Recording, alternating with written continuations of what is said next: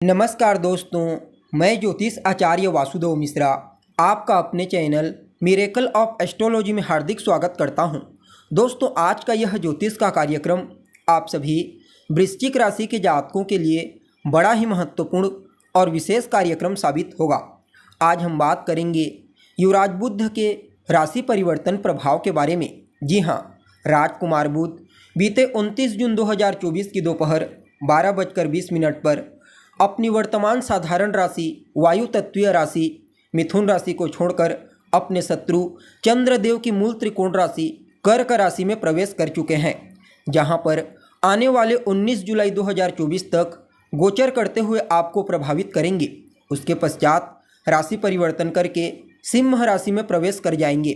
तो ऐसे में बड़े विस्तार के साथ एक एक टॉपिक को समझने का प्रयास करेंगे कि युवराज बुध अपने शत्रु की राशि में गोचर करते हुए किस प्रकार से आपको परिणाम प्रदान करेंगे। जी हाँ, युवराज बुध के इस राशि परिवर्तन प्रभाव के चलते जीवन के किन किन क्षेत्रों में आपको सकारात्मक परिणाम की प्राप्ति होगी, तो वहीं किन किन क्षेत्रों में आपको सावधानी बरतने की आवश्यकता होगी, सभी बातें विस्तार के साथ आपको बताने वाले हैं। इसलिए कार्यक्रम को अंत तक देखिए। और अगर आप अपनी जन्म कुंडली पर हमसे परामर्श लेना चाहते हैं, अपनी जन्म कुंडली का बारीकी से विश्लेषण करवाना चाहते हैं, तो डिस्क्रिप्शन बॉक्स और वीडियो के अंदर आपको हमारा कॉन्टैक्ट नंबर मिल जाएगा, जहां से आप या तो डायरेक्ट फ़ोन कॉल के थ्रू या फिर व्हाट्सएप के माध्यम से अपॉइंटमेंट लेकर अपनी जन्म कुंडली का बड़ी बारीकी से विश्लेषण करवा सकते हैं। जी हाँ, तो दोस्तों, बुध कौन है? बुध तो बुद्धि, चाहे फिर किसी भी प्रकार का बिजनेस व्यापार हो, internet, media, communication, community, banking का सेक्टर, मैनेजमेंट का फील्ड, शेयर मार्केट और विद्यार्थियों के जीवन में जो कुछ भी महत्वपूर्ण परिवर्तन होते हैं, वह सब के सब बुध के ही प्रभाव में आते हैं। बुध को वाणी का कारक ग्रह कहा गया, इसलिए जो लोग वाणी से संबंधित कार्य करते हैं, जिनका काम ही है केवल बोलना, चाहे फिर वह किसी भी प्रकार का कोई कंसल्टेंट हो या फिर शिक्षक, इन सब पर विशेष प्रभाव बुध का ही होता है।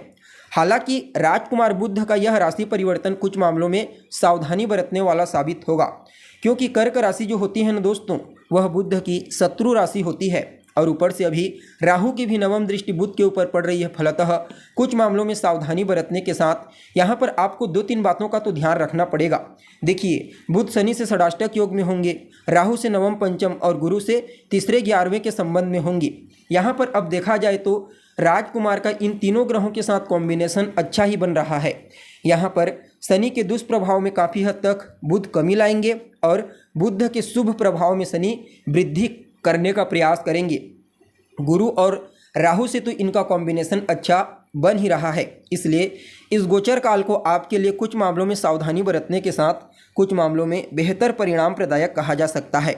जी हाँ, अब देखा जाए तो आप सभी वृश्चिक राशि के जातकों के लिए युवराज बुध का यह राशि परिवर्तन गोचर कुंडली में आपकी राशि से नवम स्थान अर्थात भाग्य स्थान में हुआ है।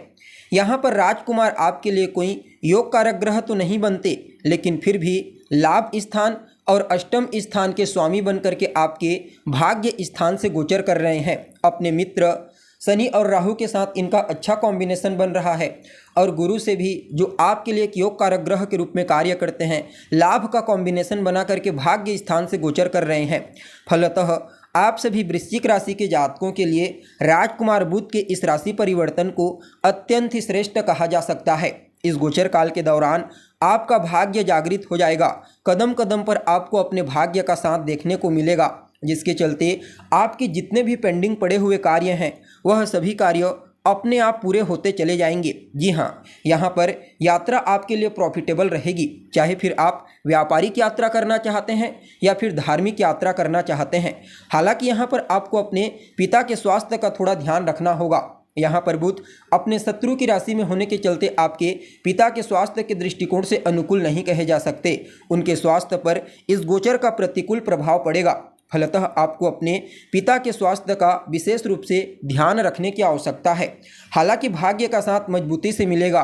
फलतः आप किसी भी फील्ड में कार्य करते हैं, चाहे नौकरी हो या फिर किसी भी प्रकार का बिजनेस व्यापार, समझ लीजिए दोनों ही क्षेत्रों में आपको विशेष सफलता की प्राप्ति होगी। जी हाँ, अगर आप एक व्यापारी हैं तो कहना ही नहीं, चाहे फिर आप स्वतंत्र रूप से व्यापार करते हैं या फिर पार्टनरशिप में आपका कोई बिजनेस है, पहले तो आपको ज़बरदस्त धन प्रदान करेंगे, फिर आपको अपने व्यापार में विस्तारिता प्रदान करने के लिए कुछ नए मौक़ों की प्राप्ति होगी। हालांकि यहाँ पर देखा जाए तो तीसरे भाव पर दृष्टि पड़ेगी, और तीसरा भाव किस चीज़ का होता है, तो आपके पराक्रम पुरुषार्थ मेहनत का होता है। तो इस गोचर काल के दरमियान आपको पराक्रम से पुरुषार्थ से बिल्कुल जी नहीं चुराना है। जी हाँ, अगर आप ताबड़तोड़ मेहनत करने के लिए तैयार हैं, बिल्कुल अपने लक्ष्य को निर्धारित करके आप उसके प्रति लग जाते हैं, तो समझ लीजिए आपका लक्ष्य इस गोचर काल के दरमियान अवश्य ही आप उस लक्ष्य तक पहुंच जाएंगे। हालांकि तीसरा स्थान छोटे भाई बहनों का भी होता है, और यहाँ पर शत्रु राशि में गोचर कर रहे हैं और शत्रु ग्रह के ऊपर भी दृष्टि पड़ेगी। तो देखा जाए तो आपके छोटे भाई बहनों के साथ तालमेल में कमी लाएंगे। छोटे भाई बहनों के साथ किसी न किसी बात को लेकर के वाद विवाद अनबन की स्थिति उत्पन्न हो सकती है। हालांकि देखा जाए तो उनको आर्थिक लाभ प्रदान होगा, क्योंकि गुरु से तीसरे 11वें का अर्थात लाभ का कॉम्बिनेशन बना करके गोचर कर रहे हैं। फलतः छोटे भाई बहनों को उनके कार्य क्षेत्र में विशेष आर्थिक लाभ प्रदायक साबित होंगे, लेकिन उनके साथ तालमेल में कमी अवश्य करते हुए दिखाई देंगे। हालांकि आपके कम्युनिकेशन स्किल्स, बौद्धिक क्षमता में विशेष बूस्टिंग की प्राप्ति होगी। साथ ही साथ देखा जाए तो जो जातक मीडिया के फील्ड में कार्य करते हैं, या फिर आप यूँ समझ लीजिए मैनेजमेंट के सेक्टर में, बैंकिंग के सेक्टर में, या फिर अभिनय के फील्ड में कार्य करते हैं, उन सभी लोगों के लिए राजकुमार बुध का यह गोचर अत्यंत ही श्रेष्ठ साबित होगा। जी हाँ, आपकी कोई अधूरी इच्छा है जो लंबे समय से पूरी नहीं हो पाई है, तो समझ लीजिए आपकी वह अधूरी इच्छा इस गोचर काल के दरमियान पूरी हो जाएगी। हालांकि आपको अपने स्वास्थ्य का भी ध्यान रखना होगा, क्योंकि यहाँ पर बुध आपके लिए कारक ग्रह नहीं बनते। भाग्य भाव में भी अपनी शत्रु की राशि से गोचर कर रहे हैं, तो अपने पिता के साथ साथ अपने भी सेहत का ध्यान रखिए। बाकी यह गोचर आपके लिए अच्छा रहेगा। आपके कार्य क्षेत्र के दृष्टिकोण से, धन के दृष्टिकोण से, पारिवारिक जीवन, वैवाहिक जीवन, सब दृष्टिकोण से अच्छा कहा जा सकता है। फिर भी इस समय को और बेहतर बनाने के लिए आप गाय की सेवा कीजिए, गाय को हरा चारा खिलाइए। जी हाँ, इस गोचर काल के दरमियान आप जितना ज़्यादा गाय की सेवा करेंगे, उतना ही ज़्यादा आपको श्रेष्ठ परिणाम की प्राप्ति होगी। साथ ही साथ रोजाना ओम बूम बुद्धाय नमः इस मंत्र का भी जाप कीजिए, इससे भी आपको अत्यंत ही श्रेष्ठ परिणाम प्राप्त होगा। जी हाँ, तो दोस्तों, हमें उम्मीद है जानकारी आपको पसंद आई होगी। जानकारी अच्छी लगे तो इसे अपने दोस्तों के साथ, अपने रिश्तेदारों के साथ शेयर अवश्य करें। अभी के लिए बस इतना ही। पुनः मुलाकात होगी एक नए और ताज़ा एपिसोड में। तब तक के लिए आप हमें इजाज़त दीजिए। नमस्कार।